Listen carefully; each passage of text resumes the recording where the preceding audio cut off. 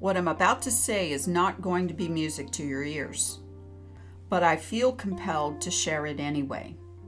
I'm going to talk about hope. Everybody is hyper-focused right now on protests and convoys and strikes and people gathering on corners and carrying signs and meeting in front of government buildings and screaming at the top of their lungs that they want this whole thing to stop. All of this is step-by-step conditioning. Instead of knowing we are individually free, we have to learn it by walking the fenced slave path and coming to the end where the field opens up before us and we realize there is no fence. It was all illusion. Some have to fight their way out.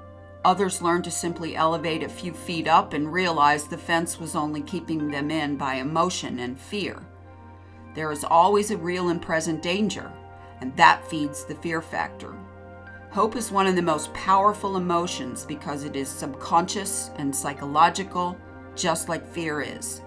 It rises and falls with events and circumstances and has to constantly be replenished, especially when you are captivated by small doses of fear. When people are fearful, they can relieve it with the knowledge that there is no danger. Hope is a much more difficult state of mind to achieve because people have to observe that there is an outcome for their hope that they can believe in. As long as they can keep dashing the people's hope, they can finally achieve a state of hopelessness.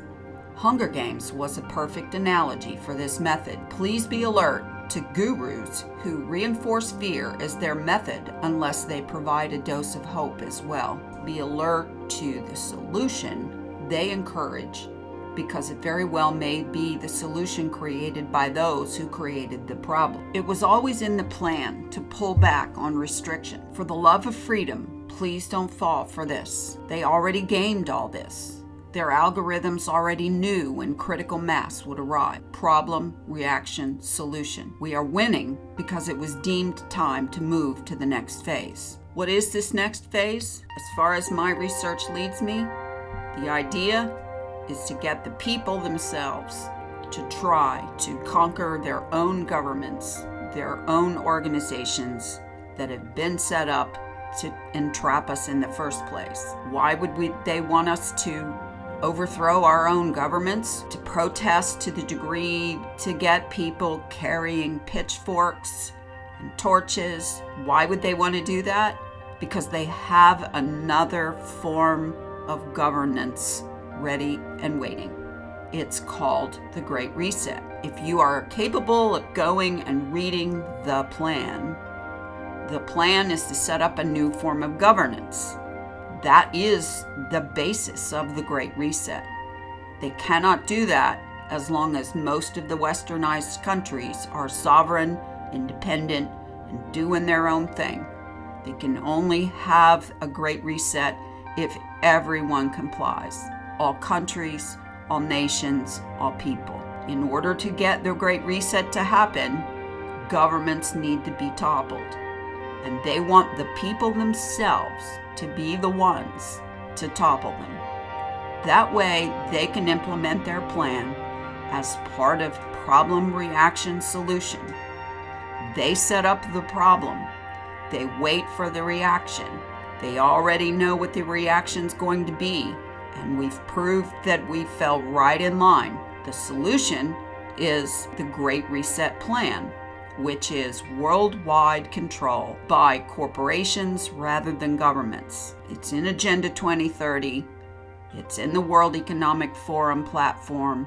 You can see it for yourself. In order to get there, they have to topple governments. That is why they set up bumbling politicians in place for everybody to get to the point where they're, oh my God, how can we have these bumbling politicians ruining everything, locking us down, wrecking our economy? It's all to squelch your hope in our own legacy government. Keep hope alive. There's nothing wrong with hope. But if you keep getting caught in the traps that have been set in their plan, then you will have no hope of overcoming their plan for the Great Reset. They want to replace our legacy governments with a worldwide government that we, the people, did not elect.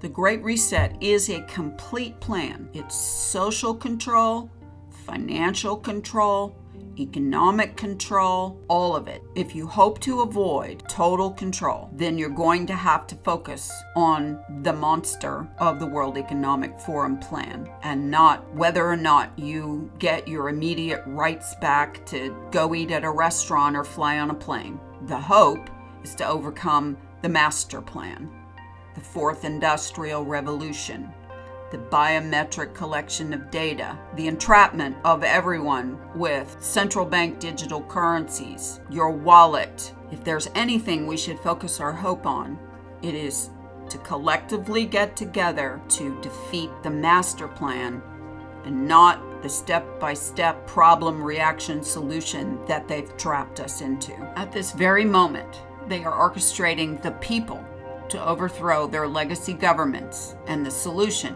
is to replace them with corporate governance. That is the Great Reset at its core.